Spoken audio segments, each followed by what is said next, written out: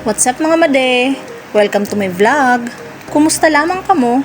Kumusta ang buhay-buhay? Niyan na adlaw nakalamaw ako dahilan sila kapoy sa training kahapon. Actually, kakatapos lang sinako training sa gasolinahan for 4 days. Sana nga ni mga made, makapasa na kay hura na lamang kita kapirak-pirak.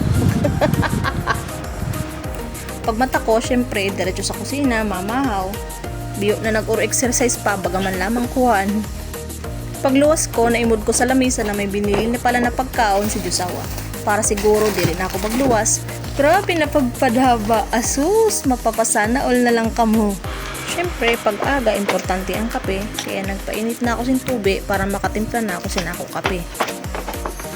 Na nagprito na ako sin duwa na bunay. Diri saro ha, duwa na bunay. Eh diri masiram kung saro. Oh, iba na naman na nasa isip mo, no? Na nagluto pa ako sin saro na sweet and spicy na kanton. Pagkatapos ko magluto sin kanton, nagsugna na ako diretso para makaon na lang kami pag abot ng Josawa. Pagkatapos ko magsugna, nagtimpla na ako sin ako paborito na black coffee. Ako lang ba? Ang diri kompleto ang adlaw kapag diri nakakape. Pagkatapos ko magtimpla, syempre, mga gym muna kita bilang pasasalamat sa Diyos sa kung ano manan mayon kita. Niyan ko na lang ulit na enjoyan ako pamahaw dahilan sa permi kami nagmamadali magmahaw sa mga nakaagi na adlaw.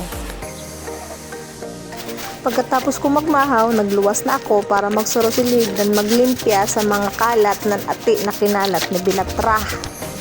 Dito na naman nga ni ugang nangapit bahay. Kaya nga ni kami nagkuwasin ayon para may magbantay sa balay kapit bahay man pala na kanya binantayan. Pagkatapos ko magrolimpya, pauli ko na si Bilatra para makariguan. Kaya baga na ugang sinura tag sa dire ito na waray kaduduwa. So panganin niya magtakas, di man nga ni mapinit ang tubig.